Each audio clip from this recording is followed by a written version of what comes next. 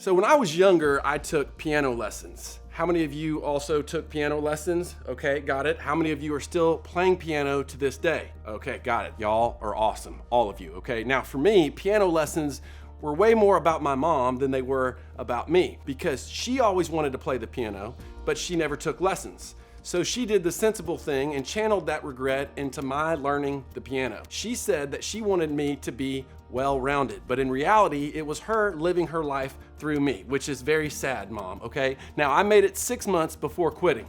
Sorry, Mom, but I did learn something interesting during that short period of time, that a key part of playing the piano is learning to read sheet music, which shows you which notes to play. And there was a part of this that I found particularly interesting, the rest note. Let me say that again, the rest note. It's exactly what it sounds like. A moment during a performance when you don't actually perform anything. No wonder I liked it. That was like my favorite note, yeah. The music score didn't just leave a space there, it specifically instructed you to not play. It was so fascinating to me because the sheet music was telling me not to play music. That's interesting, isn't it? No, just play along, right? Now think about this concept in other areas of your life. When school tells you to take a break from school, it's awesome, isn't it? I mean, I loved that when I was in school. That was my favorite part of school, was the breaks from school. If your parents told you to take a break from chores or a break from curfew, you'd be like totally cool with it. But in general, we're not really encouraged to take many breaks, are we? In fact, for our lives, the opposite is true. We're told to do more in pretty much every area of our lives. We live in a culture that has normalized the 24/7 hustle. And I think there's a lot of reasons for this mentality, okay? Number one is technology. A bunch of years ago, teenagers like you could go hang out with friends, then come home and take a break from friends. And that sounds terrible, doesn't it?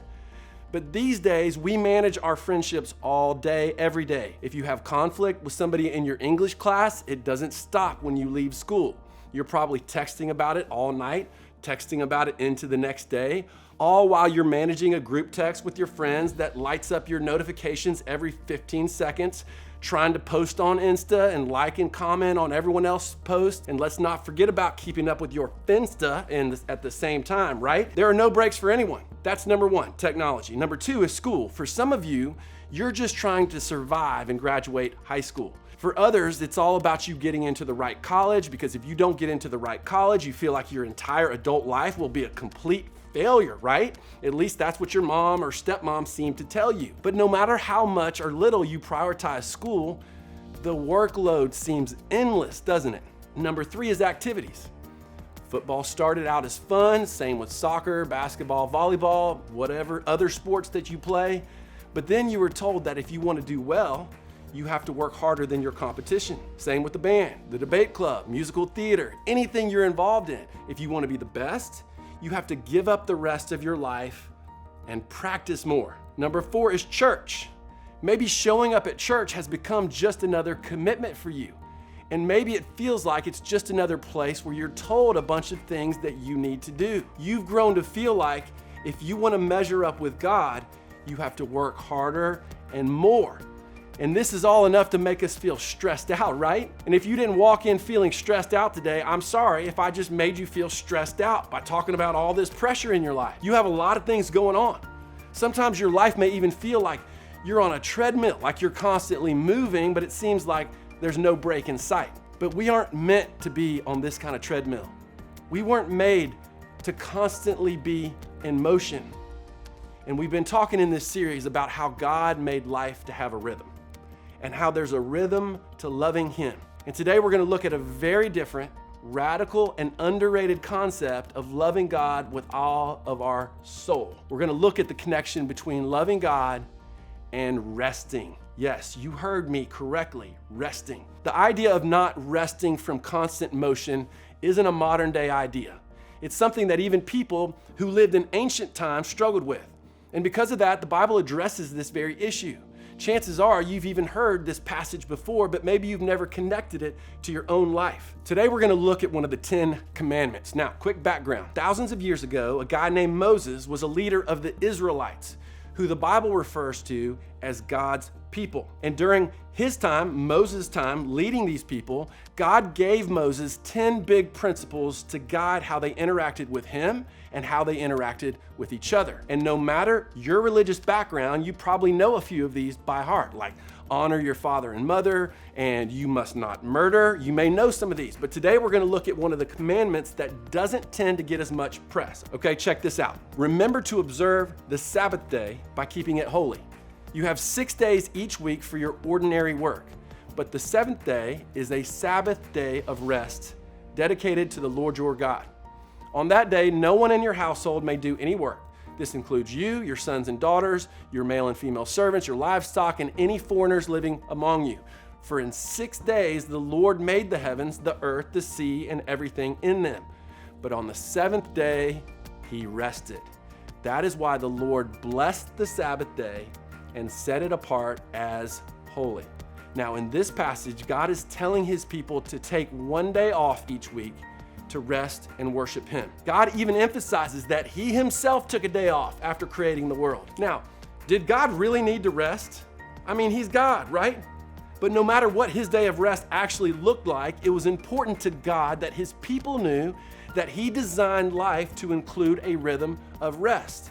And it was so important that he modeled it for us. And what's amazing is that God told people this concept thousands of years before phones and group texts and sports leagues. Doing too much has always been a thing. People have always tried to fit as much activity into their lives as possible.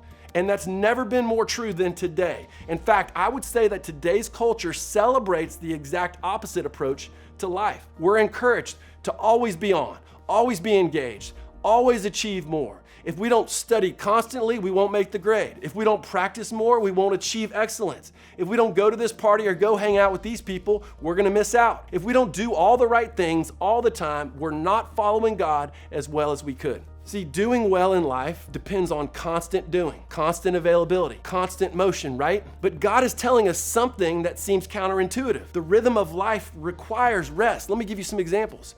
A great musical performance requires rest notes to let the music breathe. The way we communicate requires rest notes. That's why we use periods and commas to keep sentences from becoming a chaotic string of words and ideas. The body was designed for rest, so every night when the sky gets dark, we sleep.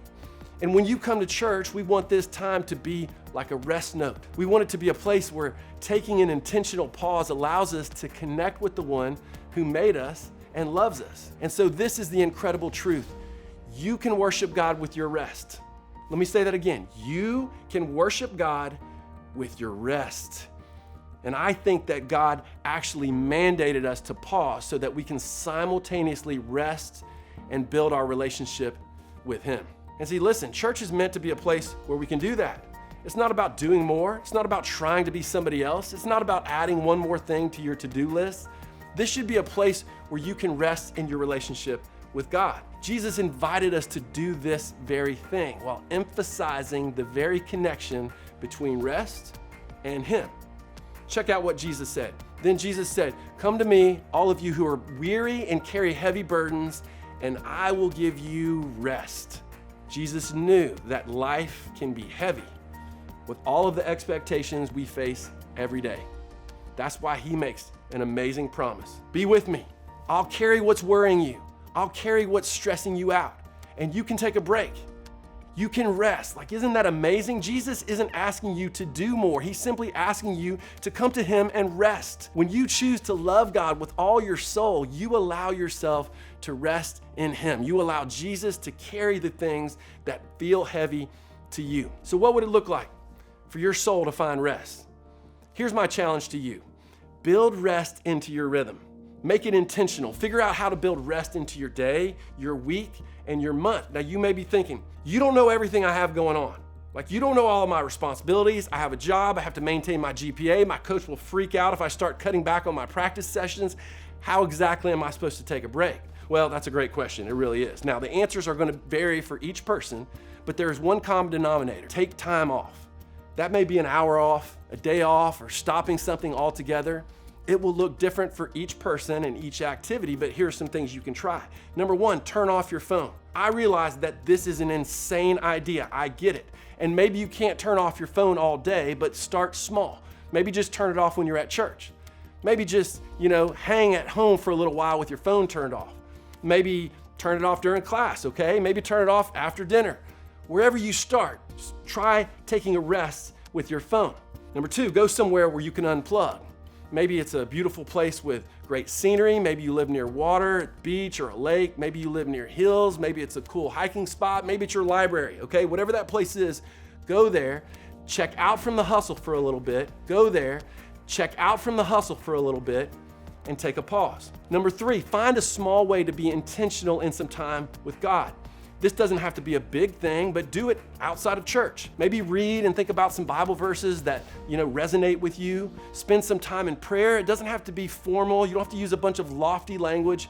Just be you. Maybe it's journaling out your thoughts to God as prayer, or try telling God your problems and what you're dealing with, and rest in that moment knowing that God is good. He's got you. Think about your daily, weekly, and monthly schedule and try to find ways to rest in those times. You were created to experience both work and rest. And when you choose to rest, take heart that you are choosing to worship God in those times by simply choosing to stop. And I know that the idea of taking a break sounds completely anti-everything that our culture is all about. And you know what?